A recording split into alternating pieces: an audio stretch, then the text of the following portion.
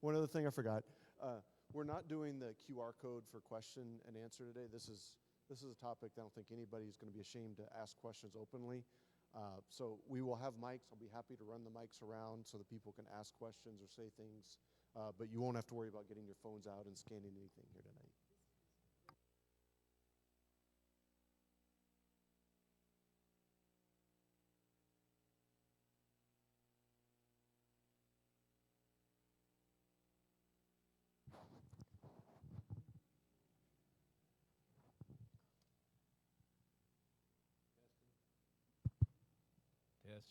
Test. There I am. Okay, we're presenting this today, memories of what had transpired and go on. I just forgot what I was going to say when I got up. So Rhonda's going to go through it, and you have pamphlets here that'll have a lot of pictures on it from get you some idea, because they're pretty small, but some idea of some of the people that was here. And then the plaques out here, the brass things in the foyer. And might look at those sometime and, ask questions. There's Sister Kay and Sister Minton and Debbie and Rhonda and me, and ask some questions about them, because they're one of the reasons we're here is because they kept the fire burning. So if you have any questions or anything, just even before we're done or whatever, you can raise your hand and we'll go with it, or just see what transpires. But we trust this will be a blessing to you. It's been a blessing to me. You may want to have a tear as we go through this. You may want to laugh, and it's fine. We're going to enjoy it, because this is our church. We are the church, and this is what's happened within our church. So God bless you. All right, we will get started here tonight, and I want to thank you all for coming. Hopefully everybody has a little brochure. I didn't print a whole lot, but I've printed hopefully enough to cover tonight. And as Brother Joshua was telling us, we know that we started our church here with 18 people and $93 in the bank. Prior to Brother Lloyd Goodwin coming to Des Moines, there were several pastors sent in to help keep the church alive. In 1930, Brother and Sister Stanley Knotts received the Holy Ghost, and they met Brother Westlake at a Bible school in 1941. Brother Westlake, with their help, began having house meetings in various homes throughout the Des Moines area. Brother Westlake left for a few years and returned in 1945 when he purchased a home and converted it into a small church. Brother Dan Wright took over the work with about 40 people attending church services. Brother Souders moved Brother Dan Wright to another assembly and asked Brother George Vaughter to move from Pella to work in the church in Des Moines. They purchased the building at 800 Des Moines Street in 1953. Brother Vaughter was moved to another assembly to pastor in 1954, and there was various ministers that were sent to pastor the work just to fill in during that time. Our family lived down the block and around the corner from the little white church, and we can remember several times just housing some ministers that were coming through. Brother Davenport, Brother Ming, Brother Paul Marlowe, Brother Bradley Miller. And remember that many of the pictures in this brochure are over 60 years old, so it was kind of hard to really capture them and make them visible, but I felt that it was sufficient, hopefully, for us to get through tonight. I want to mention the Burwers family that had been attending a small church in Centerville, Iowa, and they were running a small store and gas station in West Grove, Iowa. Sister Alda Burwers played the piano in that church. Sister Martha, Sister Kay played in the band. In 1957, they moved to Des Moines. And I have the very first picture here that shows a group of youth in front of what we call the Little White Church. But at that time, it was an ugly, gray, shingled, ran-down shambles. It was not a pretty church whatsoever. So I wanted to include that. We don't know who a couple of people are in this picture. I know in the back row is Sister Martha and my brother Kenny. The front row is Bill Burwers, and on the other end is Lonnie. And then I know I'm in there, Debbie's in there, Cindy's in there, Anna. So that was some of the people, and a couple we didn't recognize. We think we might know who they are, but we weren't for sure. In 1963, Brother Jolly sent Brother and Sister Lloyd Goodwin to the church at 800 Des Moines Street. Brother Lloyd Goodwin had prayed about laboring in Des Moines, and as he prayed, the Lord gave him the scripture in Ecclesiastes 7:18. It is good that thou shouldest take hold of this, yea, from this also withdraw not thine hand, for he that feareth God shall come forth of them all. Brother Lloyd Goodwin began making lots of updates to our little gray church. Here's what the church looked like after the renovations took place. It was quite an upgrade from what we had. I also included a picture of the sanctuary. That's the fourth picture down, but I found this picture of the sign, and I thought it was interesting because our night services started at 7:45. I thought that was I don't remember that timing, but that's what the sign said. But we also thoroughly enjoyed our Sunday services because they started at 1 p.m. I repeat, 1 p.m. So anyway, we enjoyed that time in the mornings that we had. The first church service, I have that picture here of the 18 people that were including Brother Goodwin and Sister June. Those present was Brother Bart and Sister Alda Verwers, Sister Charlotte Verwers, Brother Lonnie and Brother Bill Verwers, Sister Anna Coggrove, Sister Martha Luchins, Brother Lee Brumley, Sister Frances Blakeman, Sister Alice Ray, Sister Mary Moyne, Brother and Sister Bloodsworth, Sister Ann Carpenter, Brother Priest, and Sister DeRouche. Brother Goodwin had traveled back and forth from St. Louis to Des Moines for quite a time, and then Sister Frances Blakeman had a dream that confirmed to Brother Goodwin that he needed to make the move to Des Moines. And I have a picture here. I kept trying to find something for Sister Frances Blakeman, and I finally found one with my mother and Brother and Sister Goodwin in it. But that was our Sister Frances Blakeman, and she was a grandma to all of us. She was a wonderful, wonderful lady. And Brother Lloyd Goodwin visited the sheep that had gone astray, of which my family was one. My mother, Sister Ruth Bow, was the piano player for several of the ministers that had been here before Brother Lloyd Goodwin arrived. She became discouraged and left the church. After Brother Goodwin had visited our home, we were in church for the next service and are thankful we're still here today, along with others, Sister Kay, Sister Sharon Minton, several of us that have been through the Little White Church. And I wanted to say here that many of the saints that are here today, they probably visited in that Little White Church, came and visited family, and we're in the church and we're there. So I'm not for sure all who would have done that. I think Brother Vernon and the family had visited one time when we were in the Little White Church. So I didn't get all those details, but people can fill in the blanks anytime you want to, okay? So anyway, the renovations began to take place in the church. The theater seats, which we had, which we hated, because you always had to pull them down, and if you didn't sit down on them right away, they'd flop back up. So they were not very, very good chairs. But my father, Lester Bow, and Clifford Lynn, they had reupholstered all of them, plus a lot of painting and all that was done on the insides. I have a picture of the first band here. It's showing my mother at the piano, Sister Ruth. Sister Jenny Carl was on the accordion. Martha, Kay, Anna, Cindy, my sister Cindy, Alice Ray, and myself, Brother Goodwin and Sister Goodwin are standing at the back of the group. The Abshire family moved to Des Moines in 1964, and again, this is a perspective from where we are, so if it was your family, you could say our family, but in 1964, they moved in, and an interesting note here was I was only 13 when they arrived, and Brother Donnie was 18, and he waited for me to turn 18, and he visited my brother Kenny a whole lot during those few years in there. A highlight of our church was on October 17th, 1965. An elderly saint, Sister Iowa Sinks from El Dorado, Illinois, visited our church. That day, the Spirit of God moved over 2 hours, and she gave a message in tongues and interpreted it. This is part of her message. This today is the most glorious that has ever been in this state before. Remember, my children, I am with you. Keep close to me. Listen to the words as they come forth. Obey. Be what I want you to be. There are people in this assembly that will be in the bride of Christ if you will only obey me and do the things you are told to do. Don't fail. Never take a step backward, but go forward and stand. When you think you have done all to stand, stand. I will make a way where there seemeth to be no way. Be with me, and I will be with you even unto the end.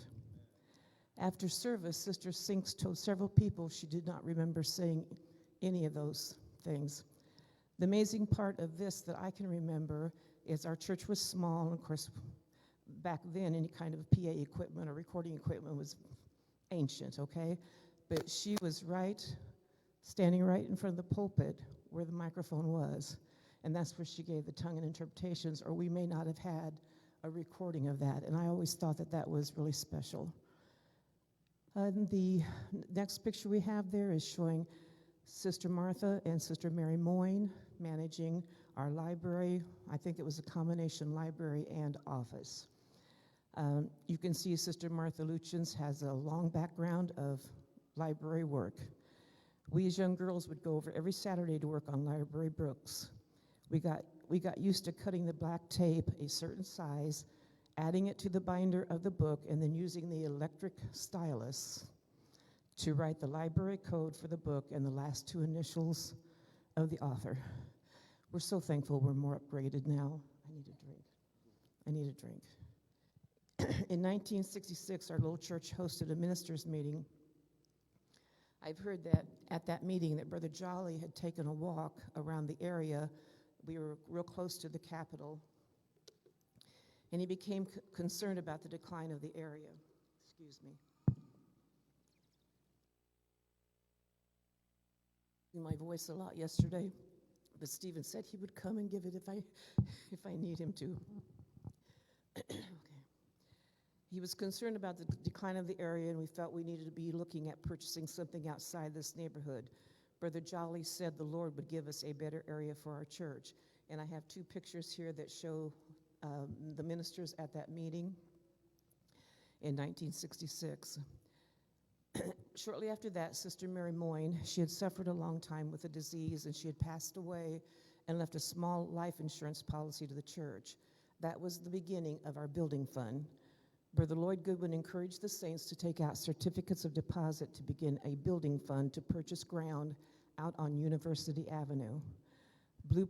Blueprints were drawn up and approved, and soon the goal of $25,000 was reached, and preparations were made to secure property, but God led us in a different direction.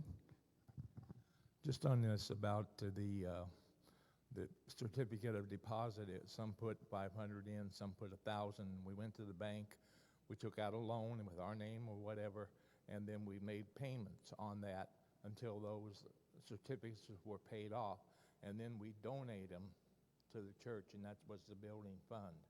And just a side note is that we didn't make a lot of money back then. It was, Brother Goodwin talks right after the dinosaur died is when this was. But during that time, we took out a loan, and we couldn't really afford it. It was going to cost $40, I think, a month for that certificate of deposit to be done. And the Lord, where I worked at Look Magazine at the time, I was sort of a halfway supervisor there, or I had a floor that I was in charge of.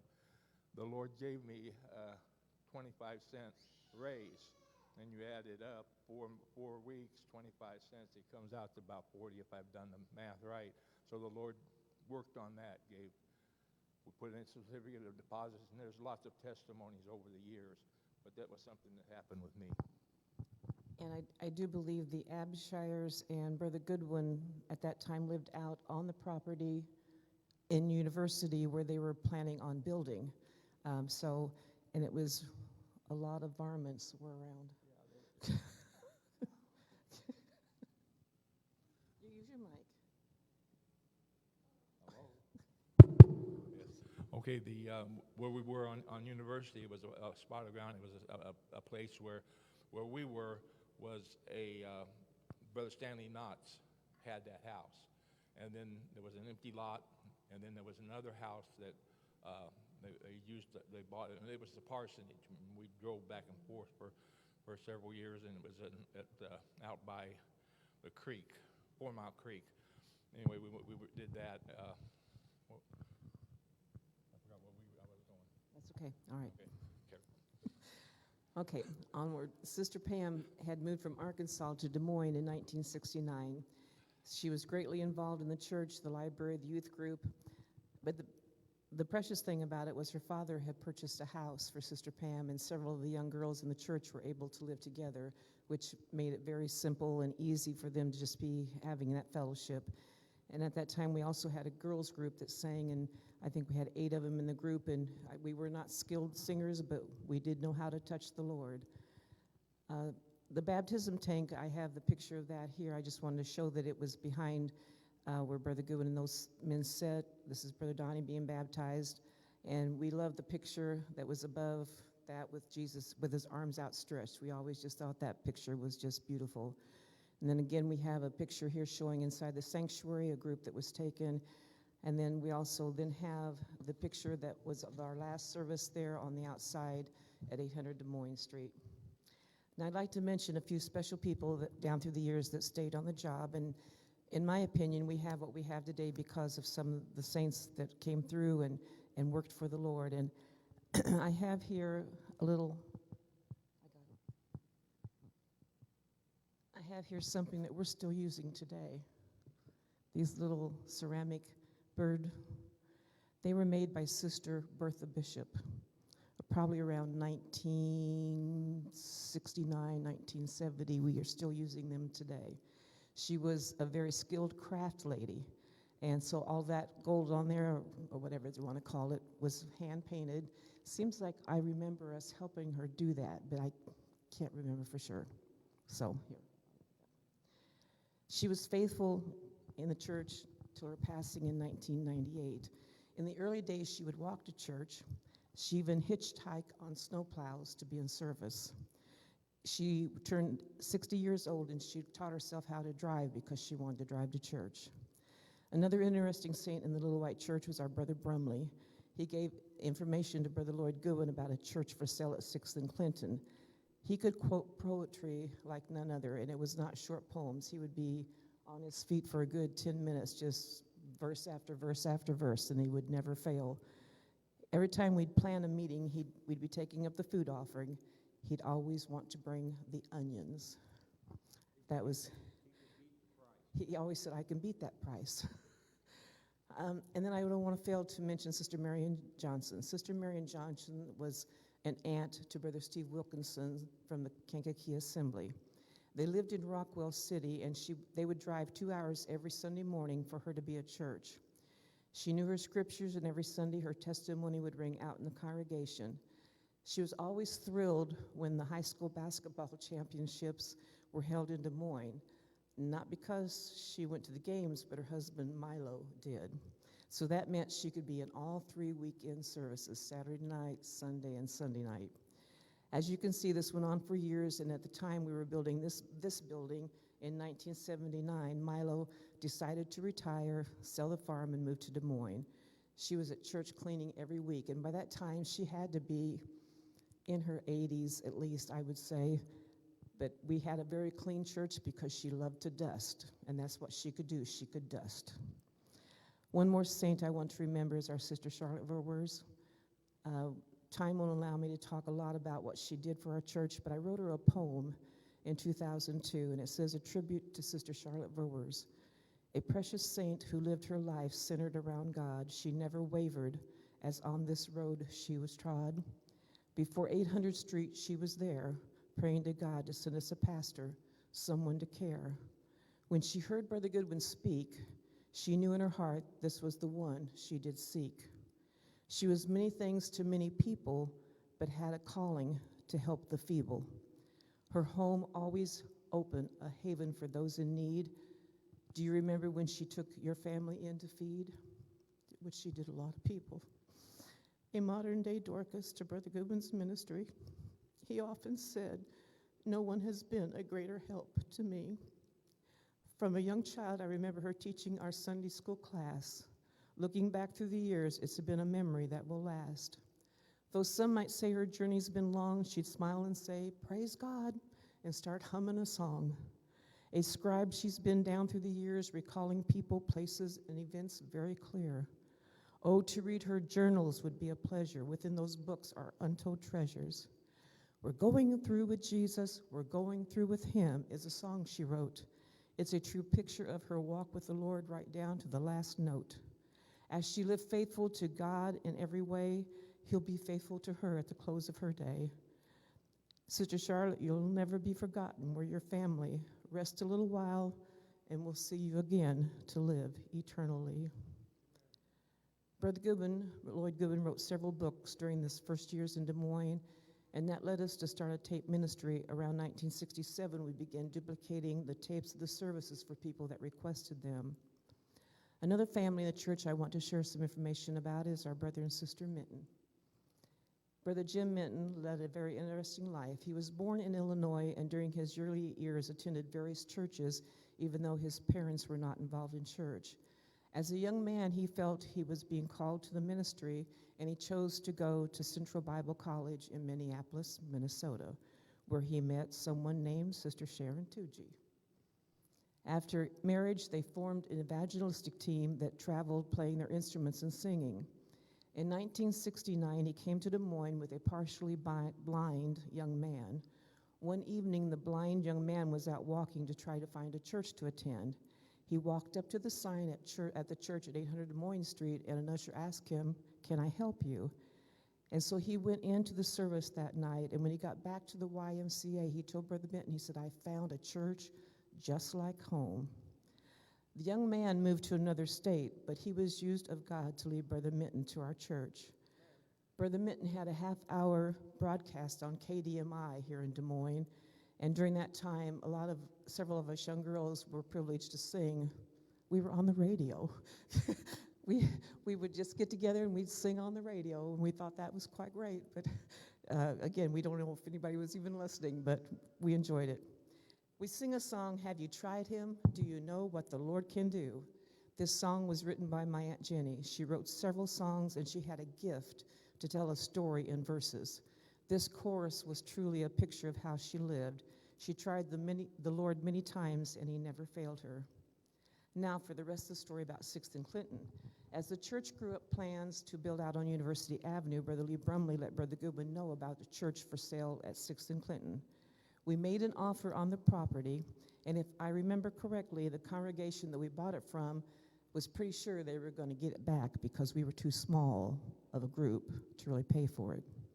But the Lord was with us, and we started renovating the building.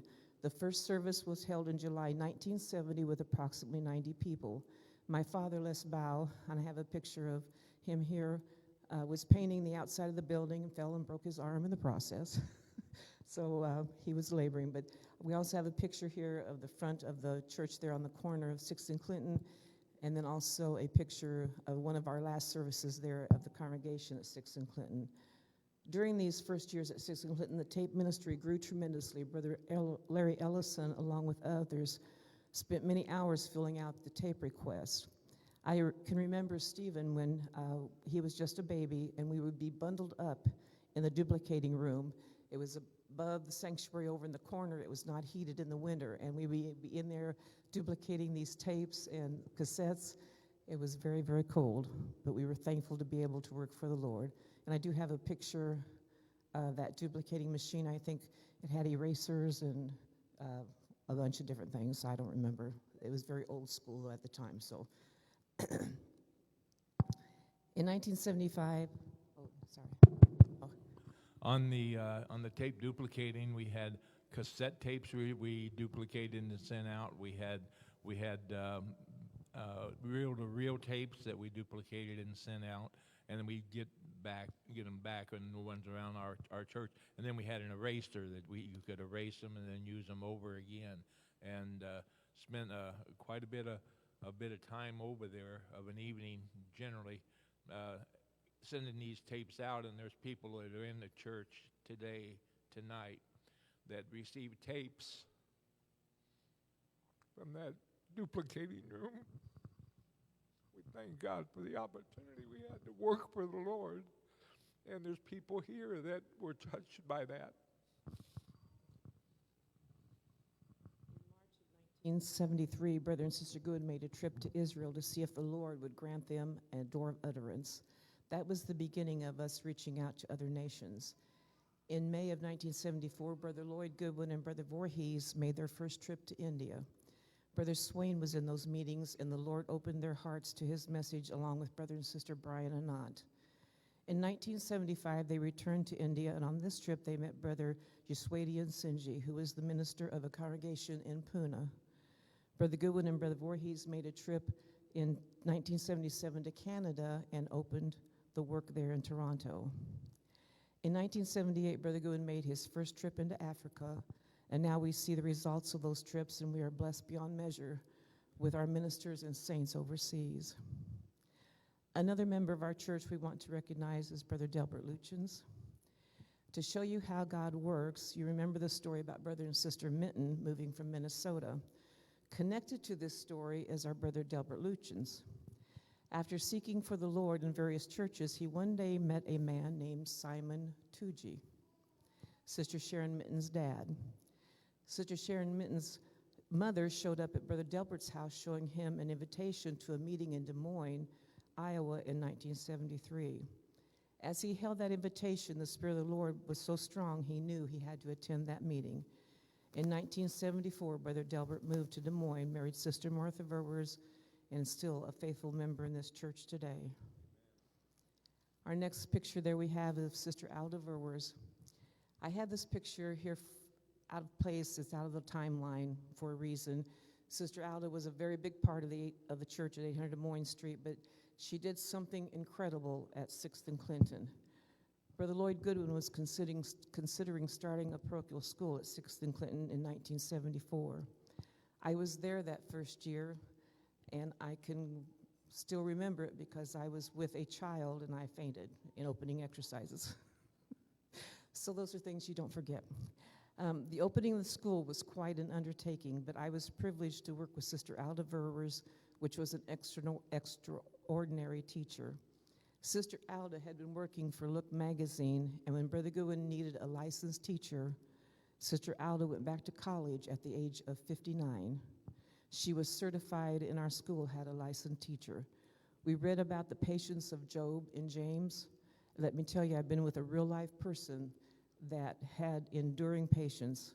I've never seen her or felt her upset with any of the students, and she was teaching first graders how to hold pencils, how to read, and you know how frustrating, trust me, I'm learning how frustrating that is. Now I'm working alongside with Sister Kay Carlson at the school. I see so much of her mother's ways in her teaching style and her desire to see every student excel. Believe me when I say, and my students will probably agree, I need the patience the Lord has given them, and I really do need it now. And I'm sure that I'm on their prayer list every day saying, please, Lord, give Sister Rhonda patience for me today. I want to share this piece of information also to honor Sister Kay for her labor down through the years as she worked for the Lord, even though it's a little out of the timeline I've created. In 1983, Brother Lloyd Goodwin sent Brother and Sister Carlson to Hartford, Connecticut, to the church. There were several children in the church, so they opened a parochial school, and it was in operation for 13 years. Sister Kay was instrumental in developing a music department there, and they had an excellent band of musicians. In 1996, circumstances had them returning to Des Moines, and remember always, God is in control. Little did we know that we would be in need of a band director at that time. Sister Kay returned, stepped into that position that we needed. We did never miss a beat. It was just perfect.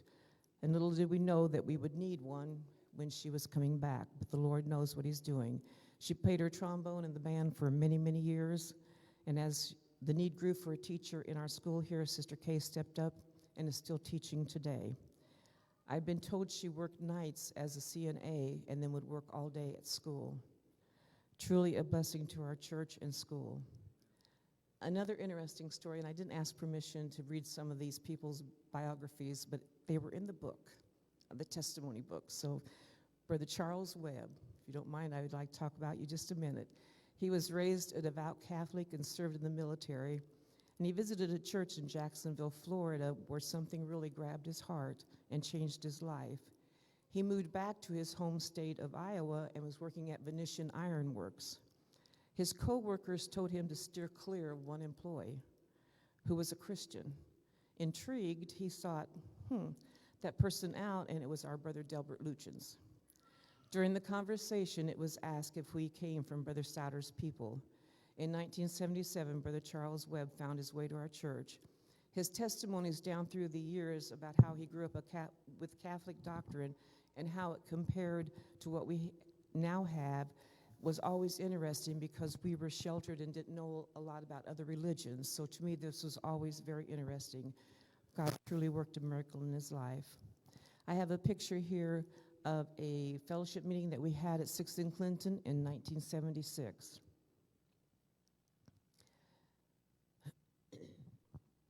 The work of the Lord continued to flourish in Des Moines, and we were outgrowing the facility at 6th and Clinton.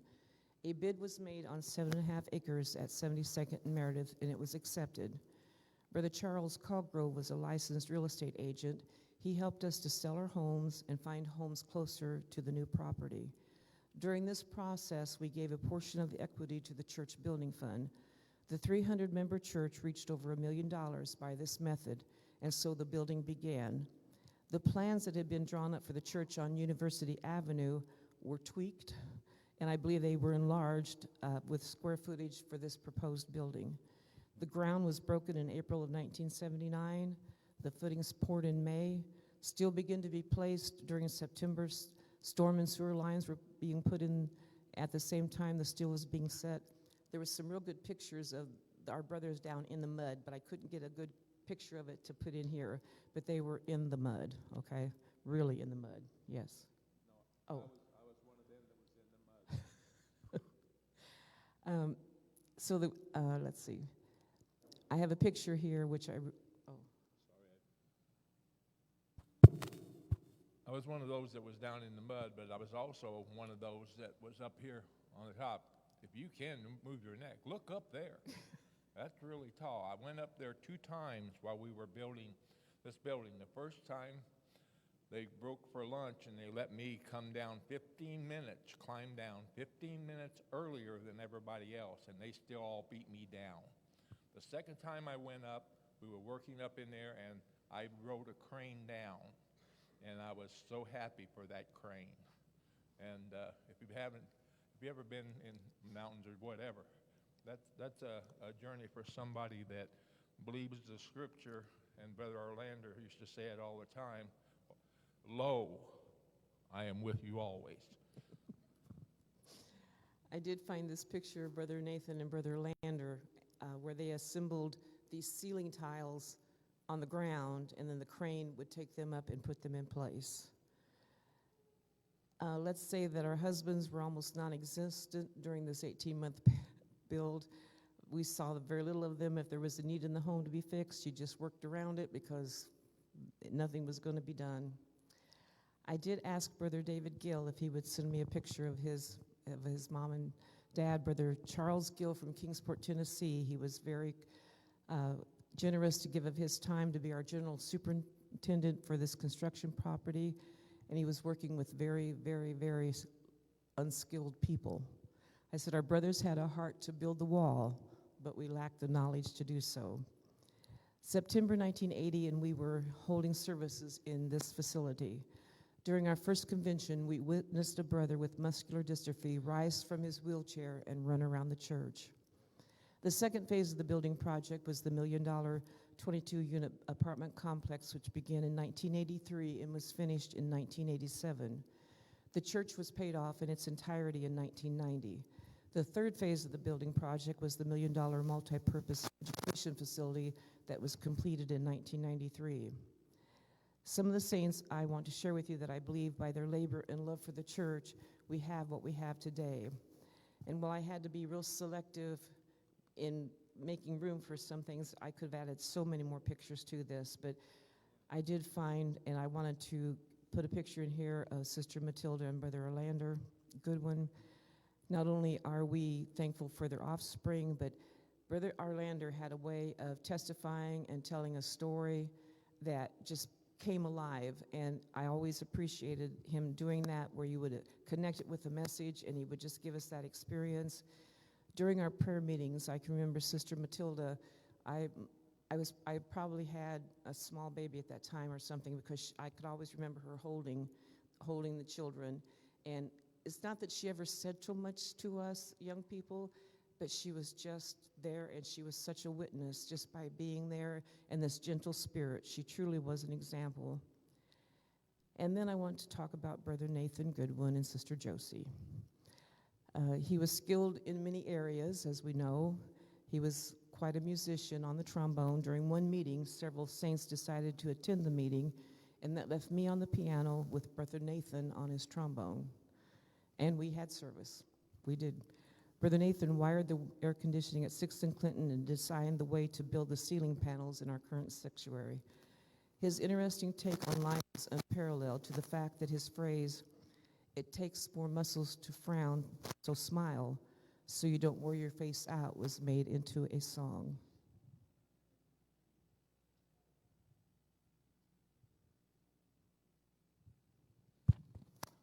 This is, we haven't been trained on this.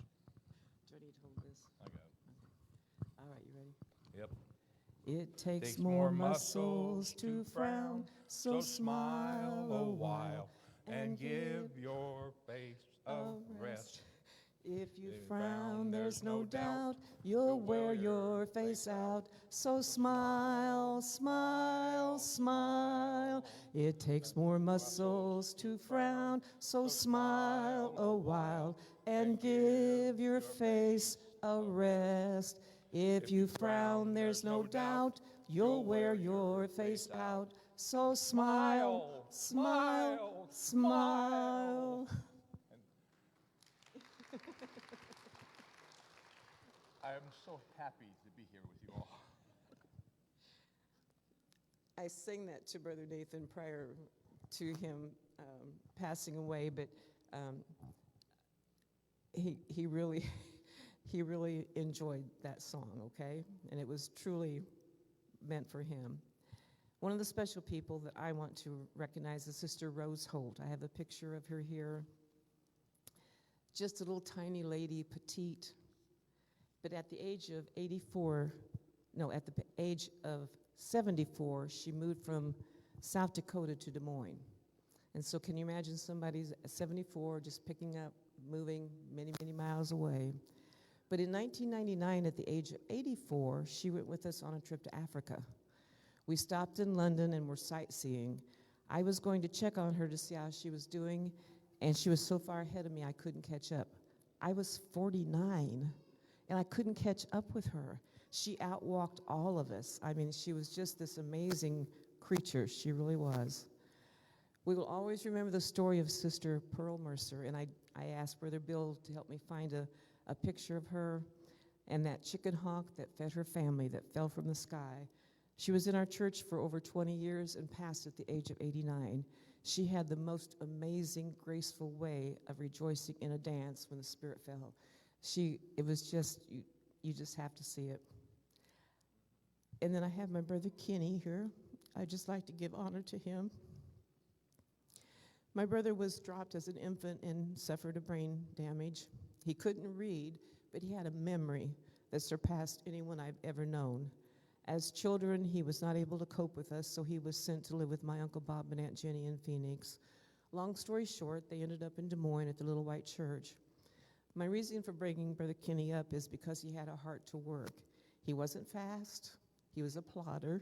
He was really steady, and he was named an honorary usher because if there was a door that didn't have an usher at it, he would be there and he would greet the people as they came in the door. His other love was the double-wide vacuum, which he called the monster. And he would be here every week running down these aisles. He hated stink bugs that were in the foyers out here or in these little side doors. He said they were horrible. But at his funeral, Brother Goodwin called him Old Faithful, and we do miss him. We all remember 1996, which brought about the passing of Brother Lloyd Goodwin. The church went through quite a process during the following months, and we will always be grateful for our Brother Vernon and Sister Mary Lou Goodwin, who stood in the gap during those troubled times. A little background of Brother Vernon and Sister Mary Lou before he became pastor. They moved to Des Moines in 1973, and he was faithful and supportive of our church from the beginning. During this time, Brother Carl Voorhees had asked Brother Goodwin to take over the church in Kingsport, So Brother Lloyd Goodwin would be in Kingsport every other weekend, and so he installed Brother Vernon as the pastor here. Brother Vernon was an executive at, I think he was vice president, was he? Executive vice president, insurance company. But he was asked to resign his position as vice president to take over administration of our parochial school. He sold the house which he had built, and which, by the way, a very special family bought. We did. And moved to a small apartment to serve as a principal of the Gospel Assembly Christian Academy. Brother Lloyd Goodwin's passing, before his passing, he had put in writing that it was God's will for Brother Vernon to become pastor, and we are here today because of that decision that was made. Brother Vernon had the heart of a shepherd, and he kept us safe with his reassuring words, and we were privileged to travel with them as the beginning of the healing of the body began. I can remember going to Brother Bragg's and Hurst and places we'd never been before, and we were received so well. And we will always remember Brother Vernon for those 3 great words, "I'll be there."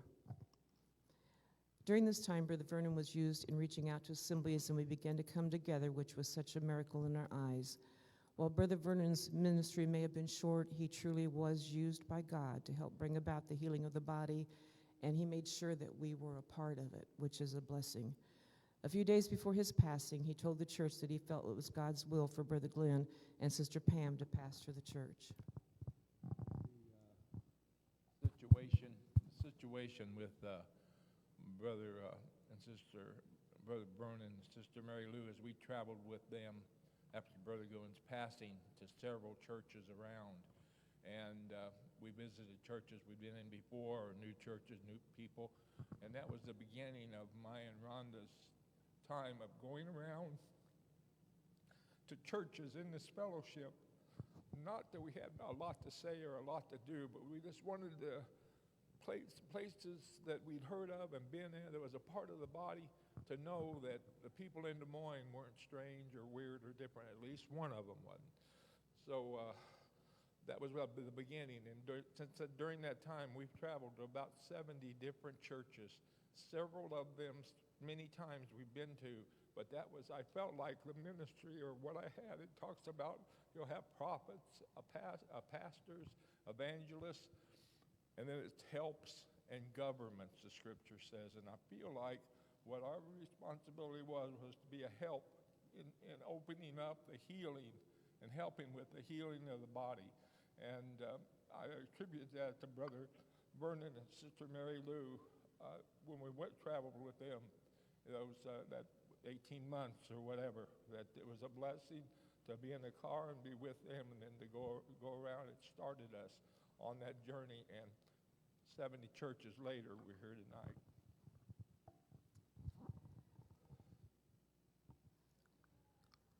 I will refer to Brother Glenn as Brother Goodwin now for the remainder of my talk. A little history of Brother Goodwin. His family moved to Des Moines in 1973 to the church at 6th and Clinton. He played the clarinet in the band and sat next to my brother, Lester Bow, who played the saxophone.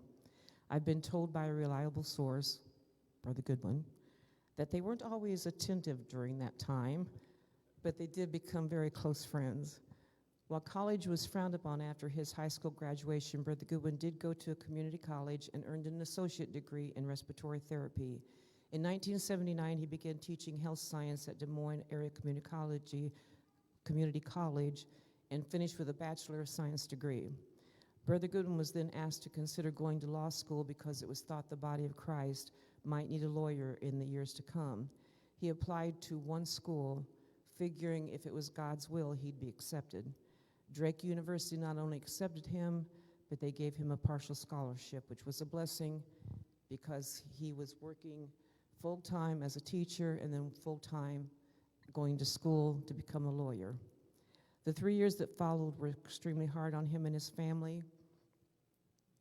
He never missed a church service during all that time, working 2 full-time jobs. He received a Juris Doctor degree with honors in 1987 and passed the bar exam and began working for an established law firm. After a few years, he made partner in the law firm. I want to mention this so we will always be conscious of what he gave up to become our pastor. He doesn't regret it, and we cannot forget the price that was paid for our benefit. He's often said he had his life planned out, but he found out that the servant doesn't tell the master how he's going to serve him. Sister Pam had a wonderful testimony in her life how God healed her of motion sickness and migraines so she could travel with Brother Goodwin. After some changes took place in the church, we had no one to play the organ, so Sister Pam went to Drake University and took lessons and learned how to play the organ. And if you'd ever see her play 2 hands, 2 feet going at the same time, I still cannot figure that out, okay? I cannot drive a clutch car either, okay? So, but she was just amazing to have both hands going and both feet going in different directions, so truly amazing. But she was, you have to know Sister Pam, she was so timid that she would come after she dropped the kids off at school. She'd come over here not only to practice the organ, but at that time the organ was up here in front of the piano. So she'd sit in her chair and she would practice walking to the organ and walking back so she could do it during a song service. So the Lord really brought her a long way. Brother Goodwin's first service resulted in the power of God moving in a tremendous way. As he was worshiping, he opened his eyes and saw a man on the platform looking over the congregation. He wondered who it was and later truly believed it was an angel confirming his father's decision was of God. Brother Goodwin received a major healing after having a seizure earlier in his life. He also related to us how God prevented him being struck by a car and spared his life. Another assurance given to Brother Goodwin about taking hold of a very discouraged church was the Lord gave him a scripture in 1 Timothy. If thou put the brethren in remembrance of these things, thou shalt be a good minister of Jesus Christ. Under Brother Goodwin's guidance, we've enhanced our quarterly magazine, and it's being mailed out to over thousands of people. It's put online for our overseas churches. In 2004, we were able to build our 2,400 square foot printing and mailing facility. This separate building allowed us to relocate the printing materials out of the basement of the church into a nice building on our church campus. Many of us have spent many hours collating, folding, stapling, and binding, and it's been an honor to be a part of that part of the church. Our church library went through a huge transformation as we upgraded not only the physical looks, but brought about our library into a new era by adding codes to the books and being able to scan them out to the saints. We also spent many hours wrapping our books in a protective cover that will help keep their integrity. I can testify to this as Sister Adina would bring me bags of books and I would take them home and I would wrap them in plastic covering. I will always be grateful to YouTube because it showed me how to do it. Yes. In 1999, we launched the church website, dmgac.org. And we've had over thousands of people visit that almost on a daily basis. I have no new news on that as far as numbers, so I won't even go there. Our sanctuary was remodeled along with our kitchen and dining room. We were blessed to build our parsonage, which has housed many ministers and their wives as they've attended our meetings. Brother Goodwin began to put together many Bible courses, and the Gospel Assembly International Seminary and Bible School was launched in 2004. The first class was held in the Church Fellowship Hall. 47 graduates completed the 2-year program and have been awarded an associate in theology degree. Several had continued to take courses around the world. This has truly been a benefit to the saints. Many enhancements have taken place on this 13 acres. The donation of playground equipment was installed and was a tremendous benefit to our children. A storage shed, a gazebo now enhance our complex. As the campus continually increased, we've been blessed to have full-time maintenance on our property. These brothers worked hard to maintain our facilities. They will all tell you it's not easy. With you think of all the different aspects of our church, the apartments, the school, we truly are thankful for their labor in keeping our facilities operational. Our pastors and their wives, I have some pictures there of them, are due honor, and we know because of their dedication to the work of the Lord, they will always have a place in our hearts. I want to end my talk with one of my treasured pictures. This was during a convention when Brother Goodwin came over and sat on the organ bench with Sister Pam. We will always remember her for all that she has done for us and for the furtherance of our church. Thank you all for listening to me, and I'm really praying that, as I said tonight, this was our perspective of what's happened, and I hope that it really encourage you to share your story. You, like Sister Adina today said, we don't need something great to happen in our lives. Everything that's happened in our lives is great.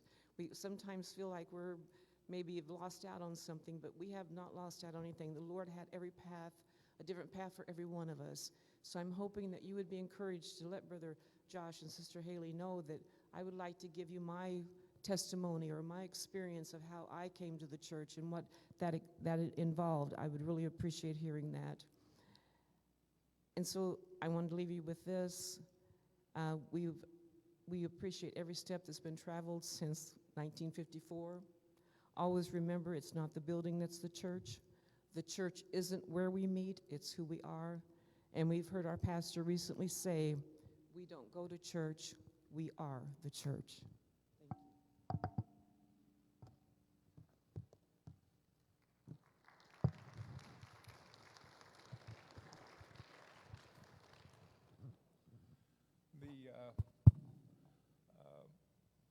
This phase these are our memories and that we have put together, and I go back a little farther, back to 28th and Wilson and Louisville. Brother Souders was my pastor. We had Sunday school right outside the room that he was in, and I remember him when I remember going to his funeral. Anyway, you got questions or anything that you'd like to add here, it would be good for you to add experiences that you had, and it helps others. And we said that they spake one another. They spake to one another, there's a scripture. And so take this time, a few minutes here, to have something to bring up, how God worked for you in the church, how the ministry, the saints of God, as in their testimony, it was beneficial to you, and how you feel like you've grown in the Lord or whatever, because that made a change in your life. And we've all had we've all had talks and been friends and family. It's a big family, and we've talked about it and watched how God had worked, and that's one of the reasons we're here, and we want to continue to go with that. Be participants of the church, and keep the church going on. So take your liberty here to say something, if you have.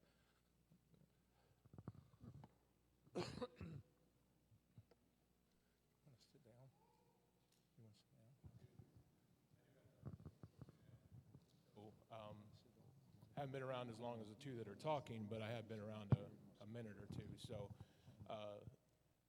lot of history.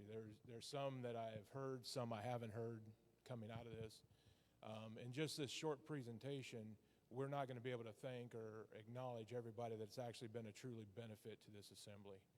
And a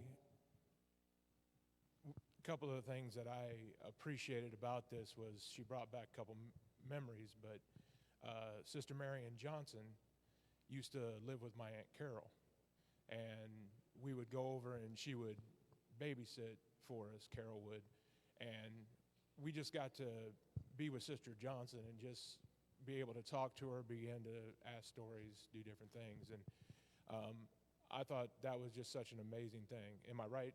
That's who it was, right? Marion Justice. Okay, so I was wrong. So now I'm just like the older guy up there.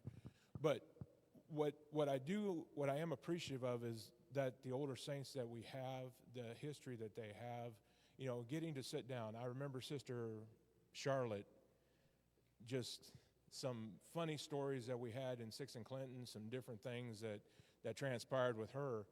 And, Mom was talking about Sister Alda. I seen the frustrated side of Sister Alda. I remember duct tape and rulers. So, there was that part of it. But there again, I know me, it was well deserved. But I appreciate the fact that 1993 was the last year that we had in 6th and Clinton for the school. That fall, everybody started here. I graduated in 93. So I was never privileged enough to be in the school here, but I do appreciate I was able to come over and help build the school. And I was able to help Brother Earl and some of the brothers over there, help Brother Charles run some wire, help, lay some block in the gym and different things. And so that school's mine. I take ownership of that because I helped build it. And the more you do around the church, the more that you have, experiences here. And that's why I love, even with, I don't know, Sister Durrett said this a couple times about me picking her up, but I actually enjoy driving her back and forth because she starts telling me stories about her life and different things that she's gone through. Don't ever, as young people, don't ever miss the opportunity to sit with a person that's been around for a few years and ask them questions. One of the greatest times that I had here, I was going through a really, really, really, really, really rough time. And we were rebuilding the decks on the apartments out here. So I was working nights. I'd come over here at 7:30, 8 o'clock. I'd meet Brother Delbert. We'd start tearing out boards. We'd start putting boards back in. And thank God he was tired at noon or 1 o'clock so I could go home and go to bed. But, I got to know Brother Delbert very well. He is one of my dearest friends because of the times that we spent there. So thank you for bringing this in. There's some people there I didn't know. There's some that you truly did bring back to my memory. And, it is a blessing what the church is and has done.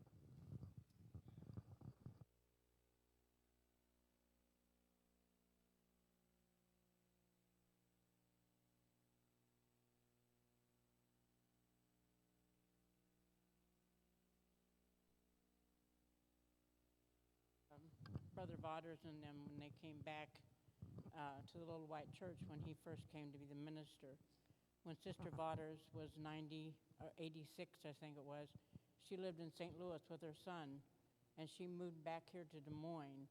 She wanted to spend her last years here in this church because this was where she knew that God had brought her and her husband years ago, and she wanted to be here, and she was a blessing. I got to spend a lot of time with them, and that was one of the things I enjoyed being in the church with the older saints is sit around, like they said, sit around and listen to them and ask them questions about their life and where they've been and what they've done. And it's amazing to realize the experiences they had to go through when, like we say, they walked to church to get to be able to go to church. They didn't have the transportation and the things that we have now.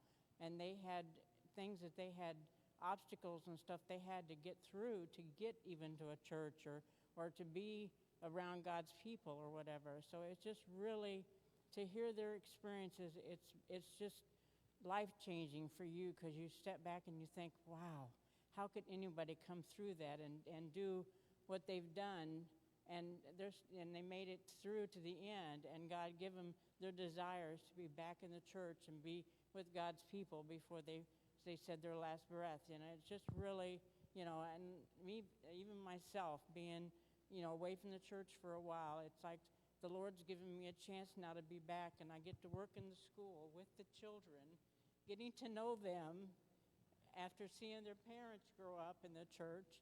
And it's really, it's a blessing to me. And it's like I didn't ever think that I would enjoy something like that because I don't have any children, never had children of my own. But I love my nephews, and I took care of a lot of young kids. But it's like I am so enjoying getting to know these children and their different idiosyncrasies and the things in their lives and what they like and what they don't like. And it just really, it's a blessing to me, and I'm so glad that I'm back and a part of all that.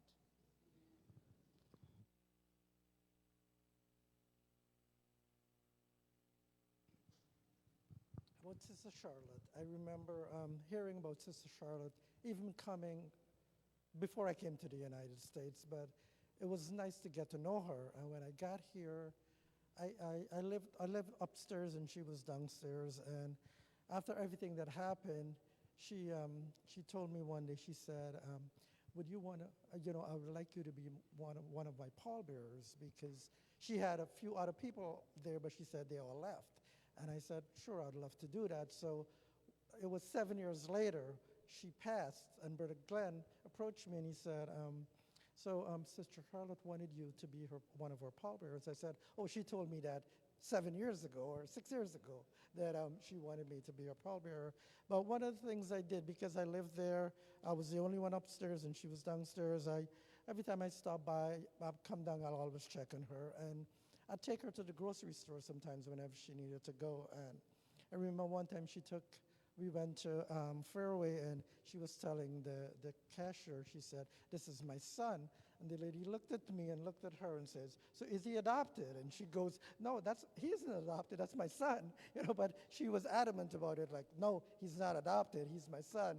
But I've grown to be close to her with me being there. Whenever I fix something, I'll bring it down for her. So it was nice getting to know Sister Charlotte, and some of those memories was what helped me when I first came, because I didn't have family here, and you heard everybody talk about family, but those were things that kept me. I didn't come because there were Guyanese here or there were much here, but I came because I felt the Lord led me here, and I'm thankful. After 30 years, I'm still here.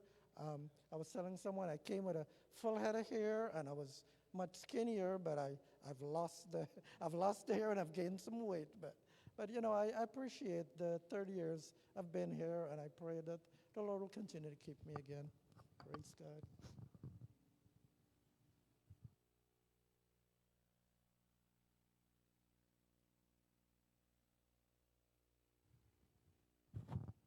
Well, I thank you so much, both of you, for giving the words that you gave tonight. And just to look back on everybody's heritage and what we've lived through and what we've had through the years. It's so touching.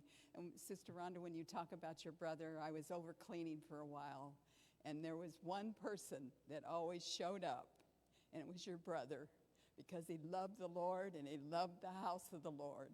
And I had to watch him sometimes. He was a hard worker, but he would get so frustrated about doing certain jobs. And so I would always go over to him, and then he was all right with it. And that's what we're here for, to help one another. And I remember when Brother Vernon was the pastor, my father had brain cancer, and he was going to die. He was at that point. But I didn't know it until after I got back, but Brother Vernon had the church pray for him. And don't you know, he lived 6 months longer. And I knew it was prayer. And I was so thankful for that, because Brother Vernon always had a heart for the people here. For each and every one that he met, that was just who he was.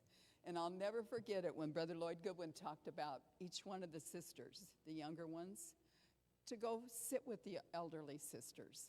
And those were the best days of my life, because I didn't know my grandparents, because I was really young when they died. But each and every time you would go up to a sister, you would hear their story. They would give you your experiences, and you would go away so refreshed and thankful that I'm in the house of the Lord with them. And I'll never forget that, because it was an important thing to say. And each time we come in the house of the Lord, we learn of his ways. And so many times when you meet somebody, I remember Sister Melba Yount. She was a sister that loved the Lord, and she had an uncanny way of knowing when one of us sisters wasn't doing very well. And so she would invite us over. She would have a snack for us. And by the time we left, whoever was down, they were so refreshed. But she loved the Lord, and she helped each and every one of us. And I know how she had Brother Goodwin and Sister Pam over a lot on Sundays for a meal. But I'll never forget her, because she wanted to help each and every one here. It wasn't just because we felt like we were the lonely clubs. We weren't. We were just here walking the walk. And there's sisters and there's people in the church that help us to go along the way. And that's what it's all about. But I'm so thankful when we have these talks, because it's so well for your soul. And we need that. And there's nothing wrong with reminiscing and talking about what the Lord has done through the years and how he's helped us and how we've made it this far. But I just wanted to stand. I'm thankful to be in the church, and I'm thankful for what we heard again tonight.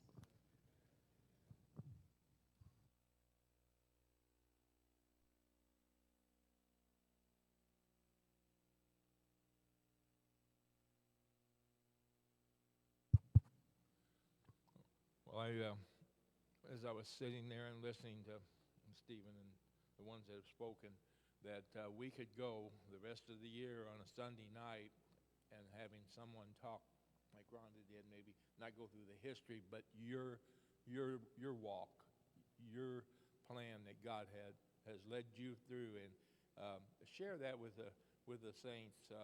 Encourage them, and you never know. And I say this a lot. You never know when a word that you would say, a line of thought.